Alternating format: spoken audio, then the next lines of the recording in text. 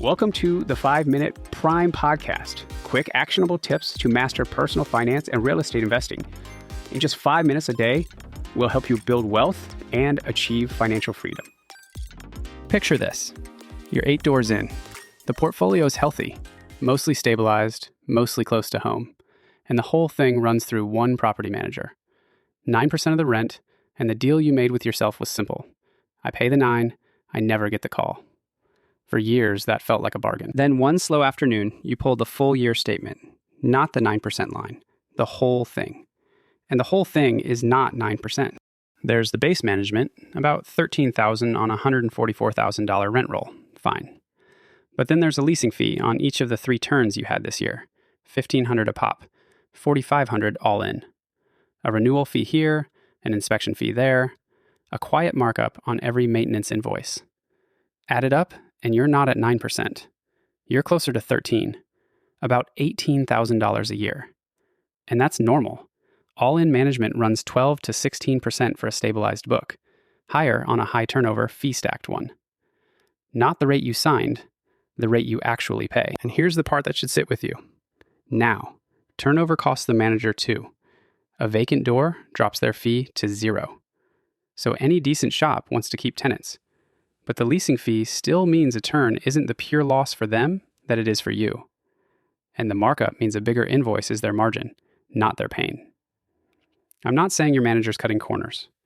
I'm saying their incentives and yours line up on retention and split on everything else. And the statement is where that gap shows up. So the question writes itself.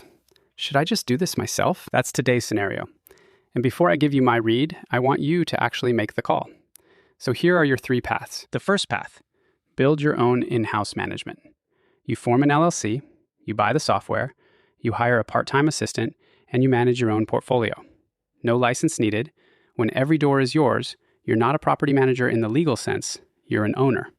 You take full operational control. The second path, stay hands-off. You keep paying the all-in fee, and you keep every hour of your time pointed at finding doors 9 through 12. The third path, split it. Self-manage the close, stable doors yourself. Keep the manager only for the parts where they earn it. 3 paths. Hit pause, decide which one you'd walk through, then come back and we'll run the math. All right, here's where most people get it wrong. And it's not the door they pick, it's the number they start from. The instinct is, I'm paying 9%, I'll do it myself. I'll save the 9. But you already saw the 9 was really 13. So now you're tempted to fire the manager and pocket $18,000 a year. Here's the problem. In-housing isn't free. It just moves the cost from a line item to your calendar. Run it honestly. Property management software, call it $1,000 a year. A part-time virtual assistant to handle tenant calls, collect rent, coordinate the turns. If you pay a real wage, that's around $14,000 a year. The LLC, the bookkeeping, another $1,500. Add it up, and you're at about $16,500 against the manager's $18,000. That's not a savings. That's a wash. And it's worse than a wash because that $16,500 doesn't buy what the fee did. A remote assistant can't show a unit or run a licensed lease up. So you either do the showings yourself, more free hours, or you pay a leasing agent a month's rent. And you've lost the vetted vendor bench, the 2 a.m. burst pipe call, and someone who knows fair housing and eviction law well enough that one bad screening decision doesn't turn into a lawsuit. Price those in, and the fee isn't a wash. It's insurance. So the only way in-housing pockets most of that $18,000 is if you do the assistant's job yourself, for free. And the second you do that, you didn't save money, you hired yourself into a job that pays $0 an hour. The fee was never the real cost. Your time was. So if cost is basically a wash, cost can't be the deciding factor. 2 other things are. The first is control. Think about who's actually sitting in that manager's chair. They're running 400 units. You are one small account. When your lease comes up in a softening market, are they going to fight for every dollar of that increase? They're not going to defend your NOI the way you would, because it's not their NOI. Here's what that looks like in practice. A sharp owner reads the local comps and pushes a renewal $60. A 400-unit shop sends the same templated bump to everybody and moves on. $60 a month, across 8 doors, across a few years, that's real money. And it only shows up when the person making the call actually cares about your number. And on anything valued on its income, multifamily, that kind of management is exactly where forced appreciation lives. On a single rental house, it's cash flow instead of a higher appraisal, but it's still real money every month. Either way, you can hand off the lever.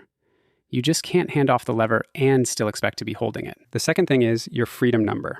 Remember why you got to 8 doors in the first place. It wasn't to own a job. It was to buy back your time, to get closer to that number where the portfolio funds the life. So here's the gut check. If you in-house this and you build a real system, software, a trained assistant, processes that run whether you're there or not, that scales. That still works at 20 doors. But if you in-house it and you become the assistant, you just rehired yourself into the 9 to 5 you spent 8 doors trying to quit. That's the freedom number going backwards. Now, one line I can't let you blur because it's a legal one. Managing your own portfolio requires no license in any state. But the moment you manage property for someone else and collect a fee, most states require a broker's license. So this whole conversation is about in-housing your own management. It is not open a property management company and take on clients. Different decision, different law. A handful of states have their own wrinkles, so check yours. But for your own doors, you're clear. So where do I land? For most operators at 8 doors, the answer isn't the first path or the second. It's the third, the split. Self-manage the doors that are close and stable, where the work is light and the control is worth the most. Use software and a few assistant hours so you're building a system, not a second job. And keep the manager only for the slice where they genuinely earn their cut, placing a new tenant where their reach and showings do something you can't, or that one door 3 states away you're never going to drive to. One catch. Some managers do placement only for about a month's rent, and some won't split at all. So line that up before you fire them on the doors you're keeping them for. Get it right, and you capture most of the control and most of the savings without swallowing the whole 13% or shouldering the whole job. Because the 9% was never really the question. The real question is the one underneath it. Can I build a system here, or am I just buying myself a job? Answer that one honestly, and the fee sorts itself out. Here's your challenge this week. Pull your own management statement. The full year, every line, not just the headline rate. Add up what you actually pay, all in, as a percentage of gross. Then price out the honest alternative. Software, plus an assistant at a real wage, plus the entity. And be honest about who shows the units and who takes the 2 a.m. call. If those numbers land close, and they usually do, then you already know the decision was never about the money. It was about control and your time. The full write-up, all 3 paths side by side, is linked right there in the show notes. I'm Martin Maxwell. Run your real number, not the headline one. I'll see you next episode.